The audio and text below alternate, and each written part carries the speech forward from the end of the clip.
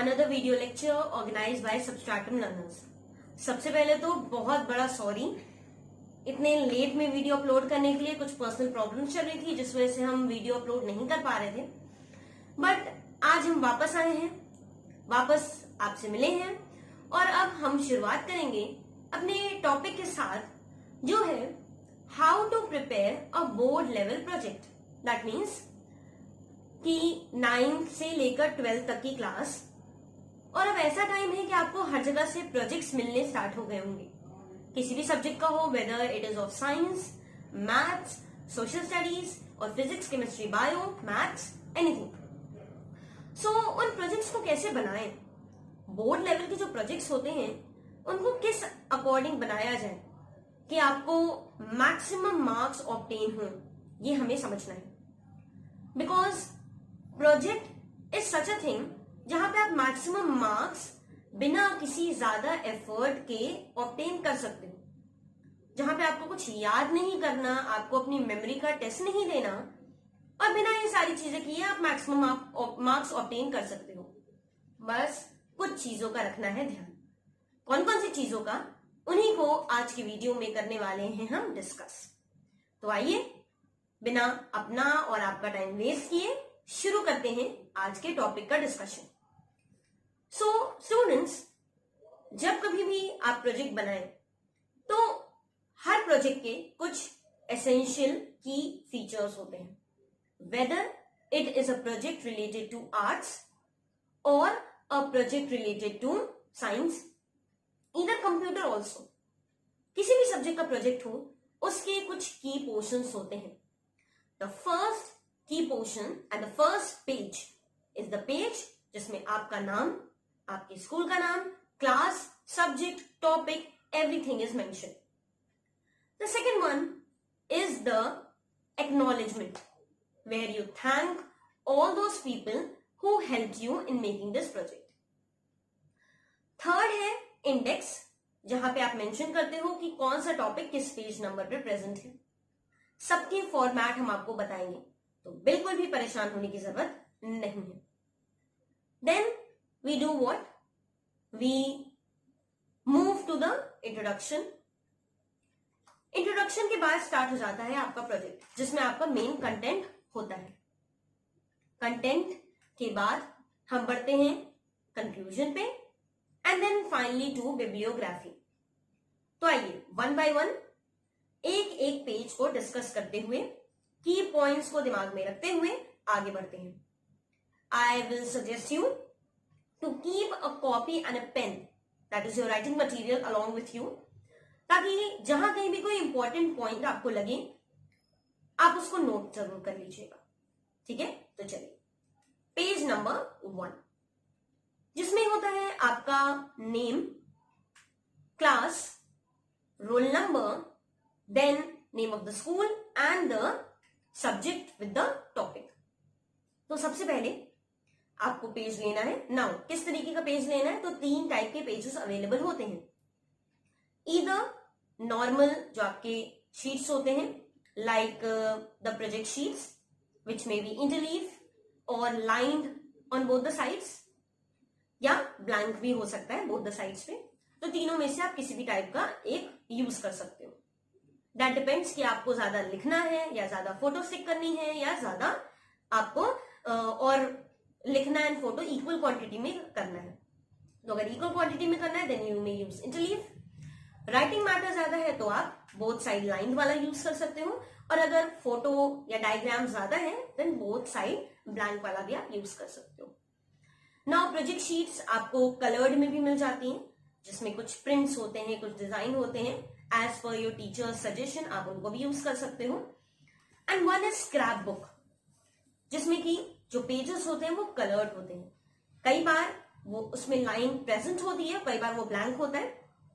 सो आप जिसमें कंफर्टेबल हो आप वो यूज करो। If you are comfortable in the line 1 तो लाइन 1 लेके आप उसमें अपना मैटर लिख सकते हो, अपना कंटेंट लिख सकते हो, और अगर ब्लैंक 1 में कंफर्टेबल हो तो आप उसको भी यूज कर सकते हो। सो द फर्स्ट पेज, उसमें आपको क्या करना है, सबसे पहले आपको अपने स्कूल का नाम लिखना है in the semi circle form. ठीक है, सेमी सर्कल में आपका जो भी स्कूल का नाम है आप उसको लिखोगे। देन स्कूल का अपना एक लोगो होता है, अपना एक टैग लाइन होता है, उस नाम के नीचे आपको लोगो मेंशन करना होता है, और अगर टैग लाइन है तो आप टैग लाइन भी मेंशन कर सकते हैं। इतना करने के बाद I hope so 1/4 of the page of yours is occupied now. Name आप लिखेंगे अपना फुल नेम। उसके बाद नाउ डिजाइन आपके ऊपर डिपेंड करता है, आप कैसे लिखना चाहते हो। आप बोल्ड में लिखना चाहते हो, आप बोल्ड में लिख सकते हो। आप कर्सिव में लिखना चाहते हो, that totally depends upon you. Name, then class.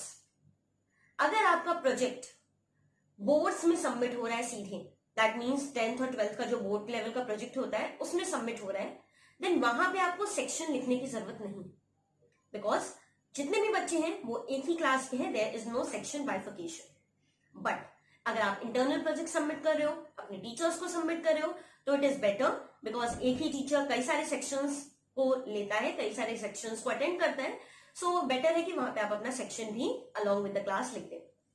Then comes the roll number, internal as well as external, दोनों जगह पे। अगर आप बोर्ड्स के लिए सेंड कर रहे हो तो बोर्ड का रोल नंबर लिखोगे, और अगर आप क्लास के लिए सेंड कर रहे हो तो क्लास का जो भी आपका रोल नंबर है that you have to mention. School already हम मेंशन कर चुके हैं, तो दोबारा मेंशन करने की जरूरत नहीं होगी। सब्जेक्ट जो भी है आपका, अलॉन्ग विद दैट उसी के जस्ट नीचे आप लिखेंगे उसमें टॉपिक। इन केस अगर आपका टॉपिक बड़ा है, then I would suggest you to use another page. First page में आप सिर्फ और सिर्फ सब्जेक्ट तक जाइए, टॉपिक आप नेक्स्ट पेज पे जा सकते हो। लेकिन इन केस सिंगल वर्ड और 2-3 वर्ड का टॉपिक है, ज्यादा बड़ा नहीं है, तो आप फर्स्ट पेज में उसको इंक्लूड कर सकते हो, बट उसका फॉन्ट साइज थोड़ा सा लार्ज रखिएगा as compare to the name, class and the roll number 1। Next we are moving to the page number 2, that is acknowledgement. Now आप गूगल करोगे, अलग अलग जगहों पे जाओगे, आपको बेसिक फॉर्मेट ऑफ एक्नॉलेजमेंट हर जगह मिल जाएगा। लेकिन ये जो पेजेस हैं हमारे, that is the first page, second page is the acknowledgement, इनको थोड़ा अट्रैक्टिव होना चाहिए, बिकॉज टीचर्स आपके पूरे प्रोजेक्ट को पढ़ते नहीं है, पूरे प्रोजेक्ट को देखते नहीं है, वो कीवर्ड्स को ढूंढते हैं। सो आपके लिए एक बहुत ही अच्छा एक्नॉलेजमेंट मैंने प्रिपेयर किया है, स्क्रीन पे आपके सामने वो डिस्प्ले हो रहा है। तो स्टार्ट करते हैं। I take this opportunity to express my profound gratitude and deep regards to my teacher। जो भी आपके सब्जेक्ट टीचर हैं उनका आप नाम वहां पे मेंशन करोगे, along with the subject। Like chemistry है तो for my chemistry teacher, mister, miss जो भी है, मिसेस जो भी है, उनका पूरा नाम। For their exemplary guidance, monitoring and constant encouragement throughout the course of this project. The blessing, help and guidance given by them time by time shall carry me a long way in the journey of life on which I am about to embark. That means you are starting a journey and your teachers have provided you a path. I also take this opportunity to express a deep sense of gratitude to, अब bracket में है name लिखा हुआ है, जो भी आपके principal है उनका नाम आप लिखोगे। उसके बाद XYZ जो भी आपके स्कूल का नाम है, जो भी स्कूल है उसको लिखकर senior secondary school for his cordial support, valuable information and guidance which helped me in completing this task through various stages. आगे बढ़ते हैं। I would also like to express my hearty gratitude to the lab assistant of their support during the making of this project। तो इस line को students अगर आप science का project कर रहे हो तो आप जरूर उसमें मेंशन कर सकते हो। दिस इज ऑप्शनल, आप इसको रख भी सकते हो, इसको हटा भी सकते हो। The last one, that is lastly, I thank almighty my parents, friends for their constant encouragement without which this project would not be possible। तो ये था हमारा एक्नॉलेजमेंट। आई होप सो आपको पसंद आया होगा। इसको अगर आप लिखोगे तो आपकी जो चेकर होगा, फाइल जिसको चेक करनी है, वो काफी ज्यादा इंप्रेस होगा और वो आगे के प्रोजेक्ट को बहुत ध्यान से देखेगा।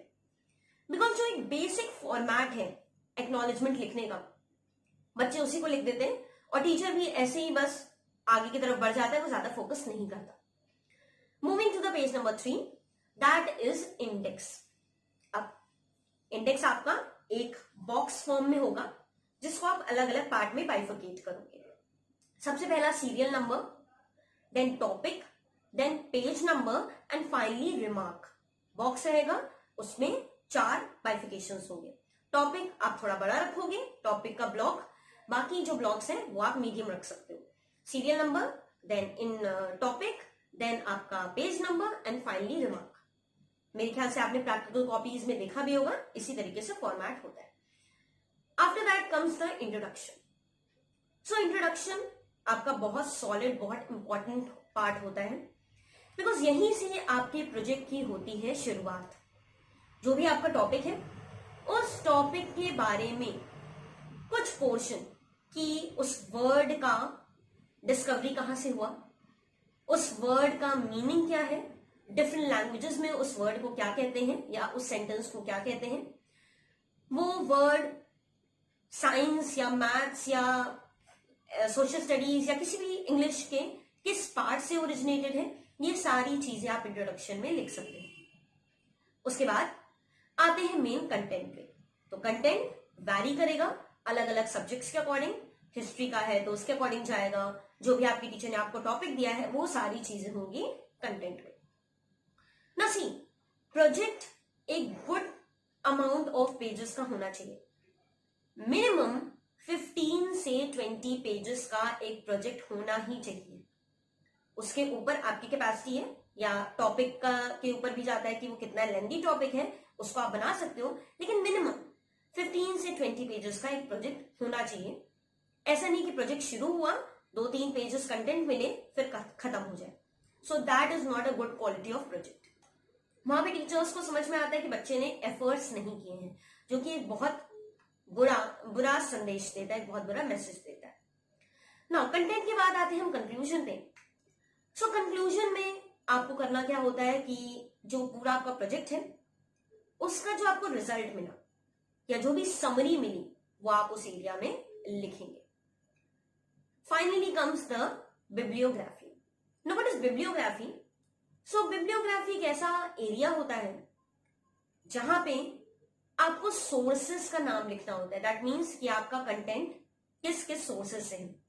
It may be Google, it may be Wikipedia, encyclopedia, any reference book और योर मेन टेक्स्ट बुक, कहीं से भी किसी पर्टिकुलर वेबसाइट से आपने लिखा है, तो उन सारी चीजों का आपको पॉइंट, आप बिब्लियोग्राफी हेडिंग डालिए, फिर साइड हेडिंग डालिए सोर्सेस, 1, 2, 3, 4 करके जो जो आपके सोर्सेस है जहां से भी आपने ऑब्टेन किया है। देयर आर चांसेस कि आपने न्यूज़पेपर से ऑब्टेन किया है या मैगजीन से ऑब्टेन किया, वो भी आप वहां पे मेंशन कर सकते हैं। उसके नीचे यानी कि पेज के राइट हैंड साइड में आप लिखेंगे टीचर्स सिग्नेचर और एक लाइन खींच के उसको ब्लैंक छोड़ देंगे, बिकॉज आपके पूरे प्रोजेक्ट को देखने के बाद टीचर वहीं पे साइन करेगा दैट ही और she has seen your whole of project. उसी के नीचे होगा मार्क्स ऑब्टेन्ड, यानी कि आप ऊपर लिखेंगे टीचर सिग्नेचर, लाइन और ब्लैंक एरिया, उसके नीचे आप लिखेंगे मार्क्स ऑब्टेन्ड। तो जो भी मार्क्स आपको प्रोजेक्ट में मिला होगा आउट ऑफ व्हाटसोएवर, वो वहां पे मेंशन हो जाएगा। तो इस तरीके से स्टूडेंट्स बनता है एक कंप्लीट प्रोजेक्ट। नाउ ये तो था प्रोजेक्ट के बारे में। अब इसे कंपाइल कैसे करते हैं? तो as you all know tags आते हैं बड़े बड़े, जिससे कि आप अगर प्रोजेक्ट शीट में कर रहे हो तो इजीली आप उसके होल से पास करके उसको टाई कर सकते हो। और टाई करने के बाद देयर आर 2 कंडीशंस, या तो आप प्लास्टिक की फाइल में उसको कंपाइल करो, जो प्लास्टिक की नॉर्मल फाइल्स आती हैं जिसमें साइड में अटैचमेंट्स होते हैं, उसमें आप उसको कंपाइल करो, या तो आप कार्डबोर्ड की फाइल में अटैच करो। बायो का प्रोजेक्ट जहां पे हर्बेरियम होता है या बहुत सारे डायग्राम्स होते हैं, उसको टीचर सजेस्ट करते हैं कि ये कार्डबोर्ड की फाइल में आप अटैच करें, लेकिन बाकी जगहों पे आप नॉर्मल प्लास्टिक फाइल यूज कर सकते हो। एक बार आप अपने टीचर से भी कंसल्ट कर सकते हो। बाकी अगर आप प्लास्टिक की फाइल्स यूज कर रहे हो तो कोशिश ये करें कि इट शुड बी ट्रांसपेरेंट, ताकि जो मेहनत आपने अपने फर्स्ट पेज में दिखाई है, इतने अच्छे से उसको डेकोरेट किया है, इलैबोरेट किया है, वो मेहनत वहां पे दिखे, वो इजिली आपको ट्रांसपेरेंट फाइल में दिखेगी। नाउ अपने प्रोजेक्ट को सिंपल रखने की कोशिश क्या करिए, बहुत ज्यादा उसमें टेप्स और बहुत ज्यादा डिफरेंट डिफरेंट कलर की चीजें लगाने की जरूरत नहीं है। कलर टेप्स ना यूज करके if you want to use tape go for black one, और वो भी हर पेज पे करने की जरूरत नहीं है, maximum first and the last one आप बॉर्डर को टेप कर सकते हो।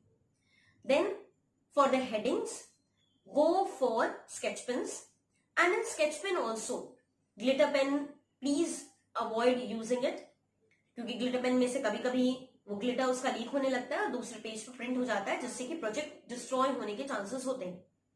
सो स्केच पेन्स के लिए जाइए और कोशिश करिए कि जो आपका प्रोजेक्ट शीट हो वो एक गुड थिकनेस का हो, ताकि उसका इंप्रेशन नेक्स्ट पेज पे, जो आपका स्केच पेन है उसका इंप्रेशन नेक्स्ट पेज पे ना जाए। हेडिंग लिखिए, उसको अंडरलाइन करिए। नाउ स्केच पेन में भी 2 कलर हैं जो आपको यूज नहीं करने, प्रोहिबिटेड। हो सकता है टीचर्स आपको ना बताएं, बट ये आपको दिमाग में रखना है, 2 कलर्स कभी भी आपको यूज नहीं करने, रेड एंड डार्क ग्रीन। आप पिंक पे जा सकते हैं, आप वायलेट पे जा सकते हैं, ग्रीन में भी आप लाइट ग्रीन में जा सकते हैं, दूसरे कलर्स में जा सकते हैं, but please don't use red and dark green.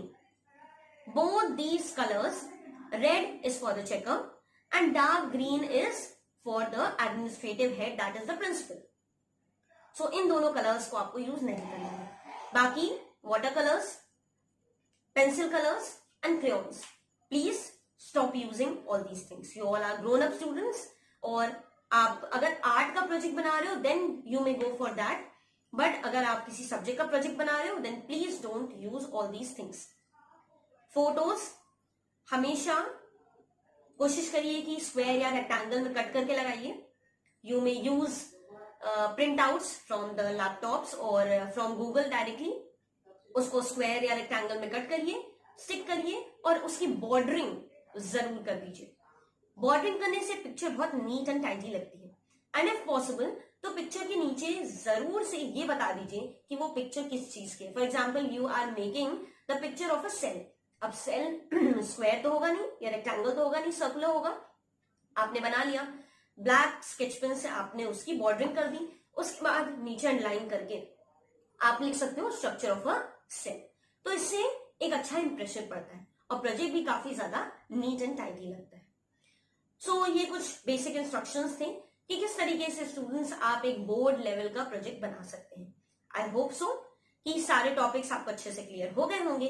In case अगर अभी भी किसी के दिमाग में कोई भी डाउट्स हैं रिगार्डिंग प्रोजेक्ट कि किस तरीके से आप अपने प्रोजेक्ट को और एनहांस कर सकते हो, और you may have any creative idea जो मे भी मैंने वीडियो में मिस कर दिया हो, तो आप कमेंट सेक्शन में मेंशन करके और बाकी के अपने फ्रेंड्स के साथ उसको शेयर कर सकते हो। एंड अगर आपको कहीं कोई डाउट है या कुछ पूछना है रिगार्डिंग प्रोजेक्ट, तब भी आप कमेंट सेक्शन में जाके मुझसे पूछ सकते हैं। So thank you students for being the part of this video. I hope so. This video is very much informative for each and every one of you. Thank you for today. Meet you very soon. अब delay बिल्कुल नहीं होगा, परेशान होने की जरूरत नहीं है. Meet you very soon with a new video and a new topic. Thank you everyone.